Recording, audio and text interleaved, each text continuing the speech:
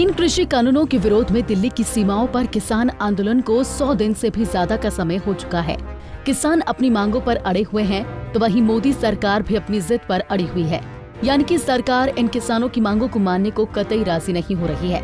बताया जा रहा है कि अब बॉर्डरों पर आंदोलनकारी किसानों की लगातार घटती संख्या से किसान नेता चिंतित भी हो रहे हैं। किसान पंचायतों में सफाई देते फिर रहे हैं। किसान नेता गुरनाम सिंह चड्ढुनी को लगता है कि बॉर्डर पर किसानों की जो संख्या घट रही है, उससे उन्हें कोई फर्क नहीं पड़ता। चड्ढुनी के मुताबिक बॉर्डर पर फिलहाल आंदोलन का स्वरूप ज्यादा बड़ा और गंभीर नहीं है, इसलिए वहां पर किसानों की संख्या घट रही है। उनका कहना है कि अभी किसान केवल बॉर्डर पर खाली बैठा है, लेकिन साथ ही उन्होंने ये भी कहा कि जब भी जरूरत पड़ेगी एक ही रात में किसान वापस आंदोलन को खड़ा कर सकते हैं और हम लड़ाई जीत कर रहेंगे, चाहे इसके लिए हमें 2024 तक भी संघर्ष करना पड़े तो करेंगे।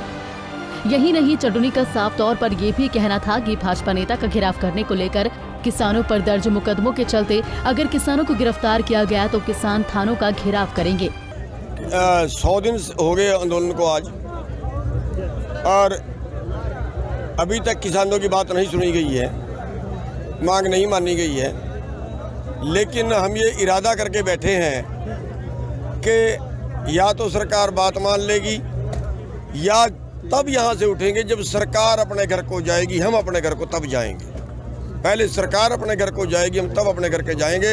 2024 तक भी हमें आंदोलन लड़ना पड़ा तो हम लड़ेंगे। लंबा समय है, गेहूं फसल की कटाई का सीजन चलने वाला अभी, तो वहाँ से किसान धीरे धीरे कम होने शुरू हो गए हैं। तो इस बार नहीं, बिल्कुल कम होने शुरू नहीं हुए हैं। कम तो केवल इस करके हैं कि वहाँ पे कोई कड़ी लड़ाई अभी नहीं है। अभी तो बैठे ही तो है, तो किसान सोचते हैं कि चलो बैठना ही तो है, कोई बात तो है नहीं, या और जरूरत पड़ेगी तो एक रात में ये किसान इकट्ठे हो जाएंगे। आगे की रणनीति क्या रहेगी? अभी तो कोई ज़्यादा लंबी चौड़ी रणनीति नहीं बनाई है, लेकिन 9 तारीख को दोबारा से मीटिंग है और 9 की मीटिंग में अगली को रणनीति बन सकती है। गुरनाम जी क्या कहना चाहेंगे? 200 किसानों के ऊपर जो एफआईआर दर्ज हुई है यहाँ पर। देखिए, दोनों तरीके हैं। या तो सरकार पंगा मत ले किसी से, किसी को गिरफ्तार करने की जुर्रत मत करे, और वरना की जेलों में इतने बंदे नहीं आएंगे जितने हम किसानों की संख्या है। हम सब किसान जेल में जाएंगे और सब किसान जो है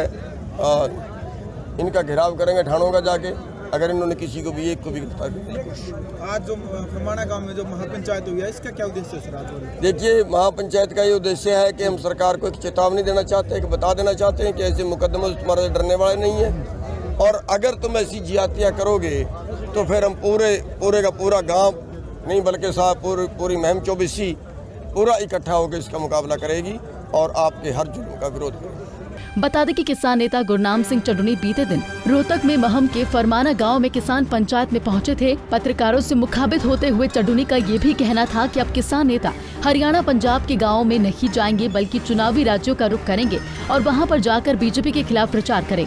गौरतलब है कि महम में कार्यक्रम के दौरान भाजपा के राज्यसभा सांसद का घेराव करने पर सरपंच सहित करीब 200 किसानों पर पुलिस ने मामला दर्ज किया है, जिसको लेकर फरमाना गांव में किसान पंचायत का आयोजन किया गया था। वहीं करीब 100 दिनों से भी ज्यादा समय से दिल्ली के बॉर्डर पर बैठे किसानों की संख्या फसल कटाई के चलते लगातार घटती जा रही है, जिसको लेकर किसान नेता लगातार चिंतित हो रहे हैं। रोहतक से दीपक भारद्वाज, पंजाब केसरी टीवी।